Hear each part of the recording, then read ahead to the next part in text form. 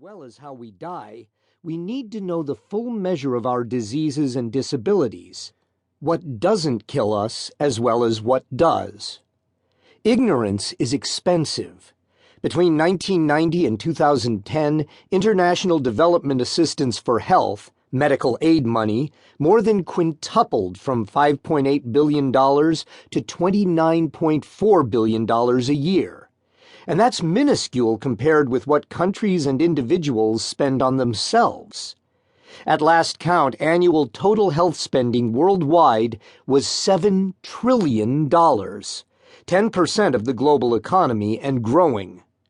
But is that money being spent on the health threats that really cause the most suffering, or only on what seem to be our worst problems?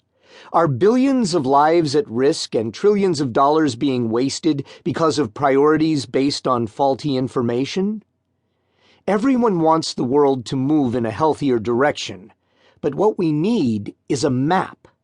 And if no accurate, sufficiently extensive map exists, someone needs to create one.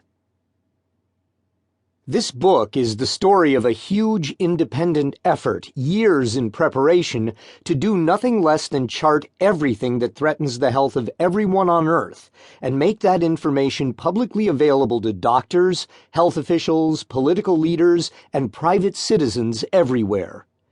The quest has engrossed the time and talent of thousands of people around the world, from computer programmers to village interviewers. Chris Murray, the originator and now leader of the project, has been called a genius and a madman. A Harvard-trained physician who no longer practices medicine, but is trying to treat the world's 7 billion people. An Oxford-educated economist who doesn't follow the stock market, but is believed by some to hold the key to one of the largest segments of the international economy. You might also say he is a very smart guy who has found a way to channel an obsession with detail, a prodigious appetite for hard work, and an unusual kind of global compassion into the monumental task of surveying, comparing, and combating all the illness and injury, fatal and disabling, that burdens each and every human being. That is the study's name, in fact, the global burden of disease. Global burden is a concept, a quantity, and an ongoing project, a comprehensive, comparable measure of almost everything wrong with everyone everywhere. Its numbers can be broken down by person, place, ailment, and consequence, what kills us, what makes us sick, and what shortens our pain-free years of life.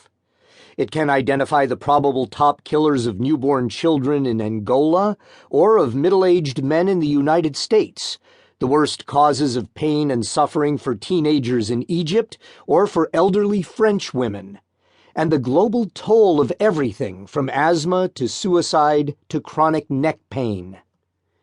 It is not a static document, but an evolving report in ever greater detail that has already released a trove of more than 650 million results.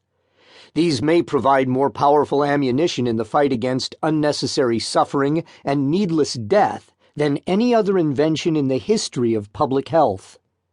The basic principles of a medical practitioner apply to the 7 billion as well as to the individual patient. First, diagnose, then prescribe. What are the world's health problems? Who do they hurt? How much? Where? Why?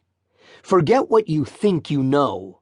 With a truly all-encompassing view of life and death, we can see for the first time if Europe is healthier than America, or Iowa than Ohio, or you than your neighbor. And then in what ways? And how people are responding with specific details everyone else around the world can try to emulate. The question then becomes not what stops us from living better, but how far and how fast are we willing to improve. I first met Chris Murray in January 2012.